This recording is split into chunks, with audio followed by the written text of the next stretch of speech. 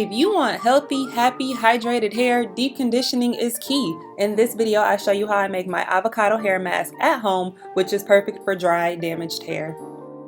All of the products used are listed in the description box below, but throughout the video, I'll also explain why I use each ingredient. So let's get started. The star of the show is an avocado, so you'll need one medium-sized ripe avocado. Next, you'll need honey. I use organic whenever possible. You'll need an oil or two of your choice. I prefer Jamaican black castor oil. We'll get to the details and the benefits of this in a minute. Evaluate your unique hair needs and pick out an essential oil. The last ingredient is extra virgin olive oil. You'll need an electronic mixer. I have a magic bullet, but you can use whatever hand mixer or blender you already have at home. The blade is in the screw on top, and what I really like about the magic bullet is that they have these small tumblers that can be used for blending. If you like precise measurements, you'll also need a measuring spoon. I start out with my main ingredient. I grab my avocado and I cut it in half. As you can see, mine has brown spots. It's starting to go bad, but don't trash it. You can still use an avocado that's a couple days old. If you've never done this before, then just grab a metal spoon and then use that to scrape along the edges of the avocado skin so that you can get the contents out and put it in your tumbler. I use that same metal spoon to mash up the avocado inside the tumbler. I do this for a couple reasons. I want to break the avocado down to make sure that there is more room in my tumbler because I'm going to add more ingredients soon, but then I'm also checking to see if there's any pieces of skin that I accidentally mixed in. I highly recommend using Jamaican black castor oil because it has so many benefits. This product stimulates hair growth, it adds luster and shine, it helps to restore thinning edges, and it can be used on all hair types and textures. This product even promotes eyelash and eyebrow hair growth, so if you're lacking in those areas, check it out. The next oil I used is extra virgin olive oil, which is great for dry and damaged hair. It's rich in vitamin E, it helps to strengthen your hair and moisturize your hair and scalp while adding shine. It also reduces scalp irritation. Next up, I add organic honey. Honey is a humectant that helps attract and retain moisture in your hair. It's also helpful for softening your hair and fighting frizz. Peppermint oil helps to cool your scalp, eliminate dandruff, relieve dry scalp, stimulate hair growth, it gives your hair a healthy shine, and it smells delicious.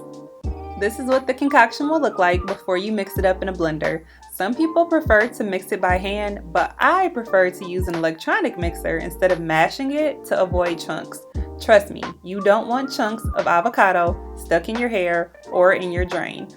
My goal is to have a smooth, fluffy consistency that's similar to a store-bought hair conditioner.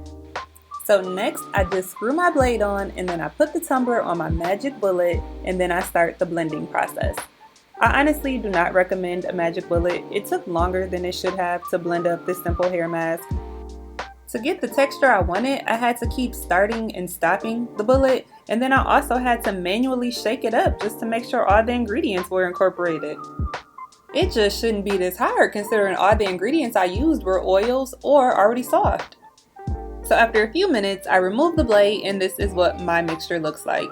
I stir it up and I look around. I'm looking for any big chunks of avocado that didn't get blended all the way. This consistency looks pretty good to me, so I'll call it good. But if you blend up your mask and you find any lumps, you have a few options. You can spoon them out. You can put it back in the blender and reblend your mixture, or you can use a metal strainer like this to get rid of the lumps. I'm filming this video during the stay home, stay safe order, but I do want you to know this is how I walk around 90% of the time. Looking crazy. But anyway, it's time to apply the mask to the hair. So what you want to do first is detangle your hair with a wide tooth comb. I start at my ends and then work my way up, and then I section my hair into 4 equal parts.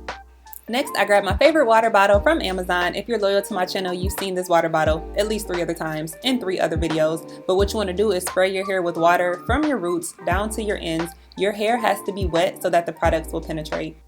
Starting in the back, I section my hair into rows and I pin the remainder of the hair up, and now I'm ready to apply the mask. My mask is starting to turn brown because some air has hit it, but that's okay. I grab about this much and then I apply it on my hair from my roots down to my ends, working it all the way through. You'll want to continue to part rows in your hair, applying the mixture from your roots down to your ends, and then just work your way up until you're completely finished with one quad of your hair. When you're ready to move on to your next section, don't forget to spray the hair with water before you start, and then just continue the same process. Part your hair into rows and then work the product in from your roots to your ends. I intentionally apply more product to the front half of my hair because the front half of my hair endures the most stress. Between flat irons, trying to make sure my edges are laid with edge control, or just pulling it back to be in a ponytail. This is the product that I have left, and I'm just going to put the remainder of the product on my ends. I know I just wrote a book about stressing out the front half of my hair, but your ends are important too. You want to make sure that they stay moisturized and hydrated because that is the oldest part of your hair. Apply any remaining product to the middle of your hair and any area that you may have missed, like the back of your neck. Now that I used up all the product, I put my hair in a little bun and then I covered that with a plastic cap to allow it to process without dripping anywhere. I set my timer for an hour because I love a really good deep condition. If you're in a hurry, I still recommend doing at least 30 minutes. After an hour, when I take the plastic cap off, this is what my hair looks like. It's shiny, it's soft, it's hydrated, and it smells really good. If you watch other DIY hair mask videos, some of those people might add an egg to their recipe. I don't recommend it because it makes your hair hard. Now it's time to head over to the sink and rinse out the avocado mask with lukewarm water.